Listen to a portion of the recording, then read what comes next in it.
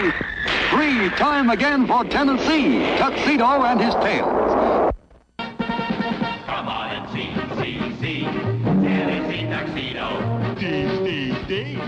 Tennessee Tuxedo. We will be parachuting for your pleasure, sailing seas in search of treasure, anything so he can measure up to men. That's Tennessee Tuxedo. A small penguin who tries but can't succeed, though he may fail. As he rides for fame and glory, still he tries in each new story tale.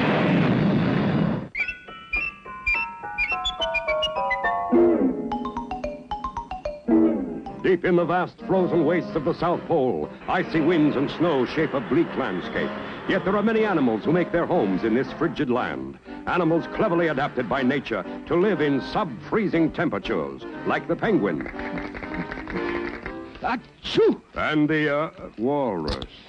That's funny. I thought walruses came from the North Pole. Yeah. Well, I was headed south, but I must have overshot. Some place to land, eh? No excitement, no activity, and there's always a draft. Boy, would I love to be in a nice, warm hotel room in the big city. But you're a penguin and a walrus. Tennessee Tuxedo is the name, and this is my chum, Chumley. Pleased to meet you. Yes, well, to this icy land come explorers and zoo collectors like Stanley Livingston and his assistant Flunky. Now keep your eyes open, Flunky. All we need is one more unusual specimen. Hey, boss, look! Jumping giraffes, a South Pole walrus. Quick, Flunky, get the cage.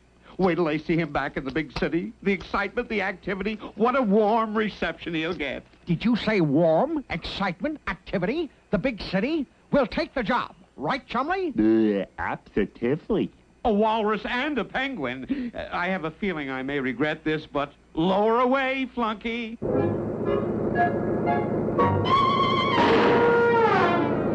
Oh, boy, excitement, activity, the big city.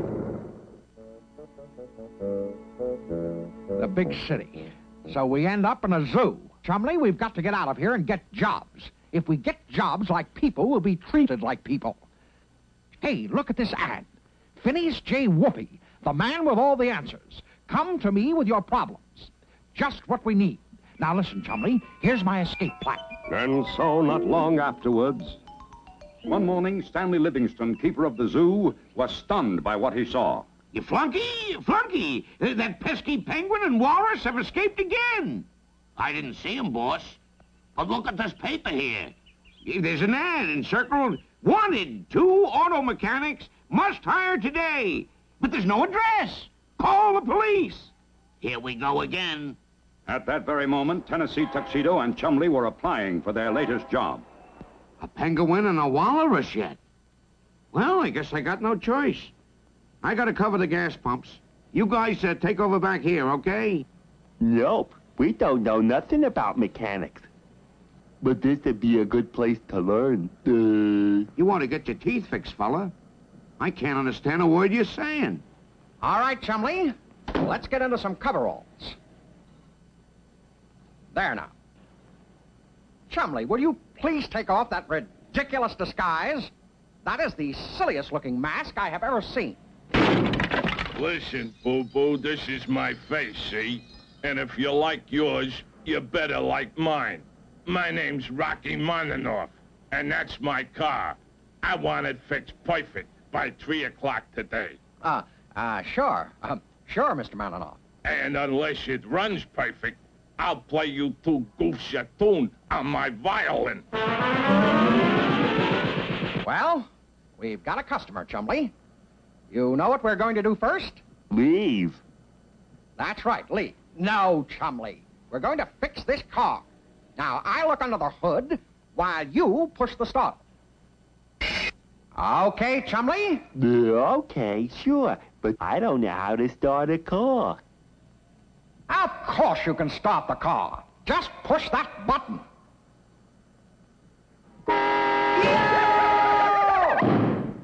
Get me out of here! Get me out of here! Real slick, Chumley. Now let's get back to work. Several hours later, the master mechanics surveyed their work. Look at that. Broken, ruined, junked. The whole engine. Now we'll have to build a new one. Gee, Tennessee, maybe it's time we went to see the man what's got all the answers. I know. It's time to see Mr. Whoopi. Let's go.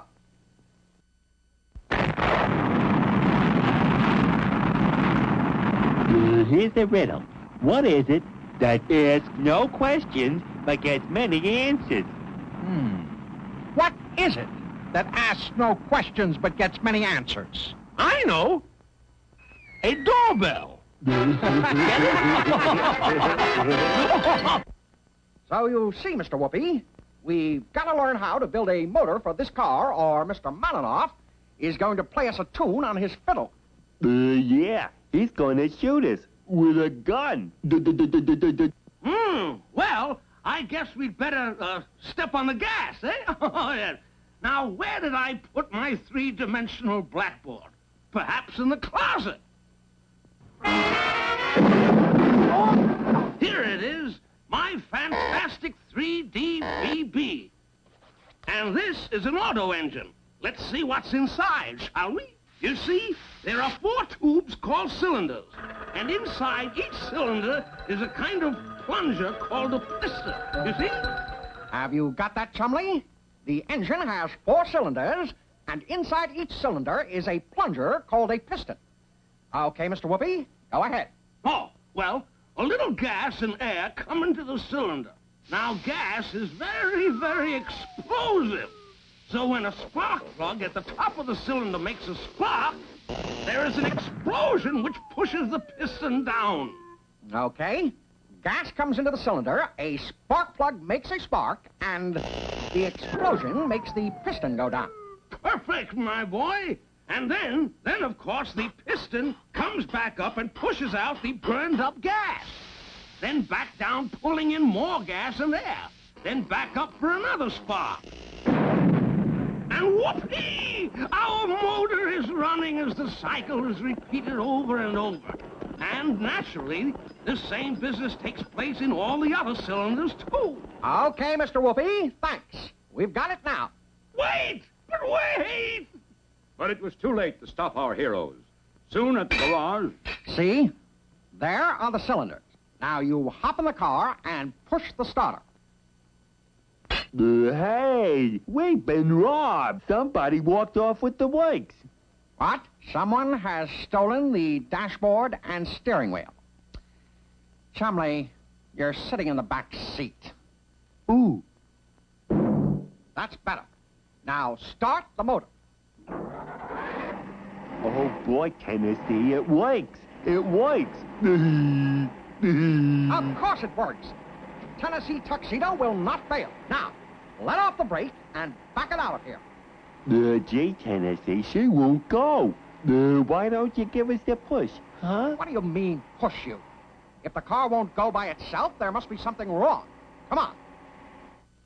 But I tried to tell you, boys. Of course your motor won't move the car. You haven't connected it to the wheels. Oh, yes.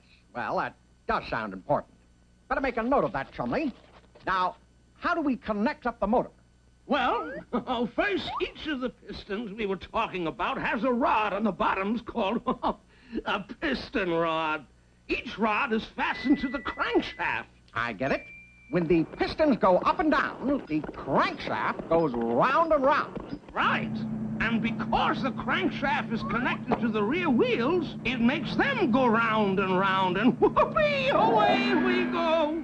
Phineas J. Whoopi, believe me, you're the greatest.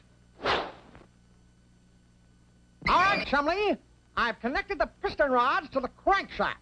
Now start up the car and back it out. No, Chumley, I said back, you!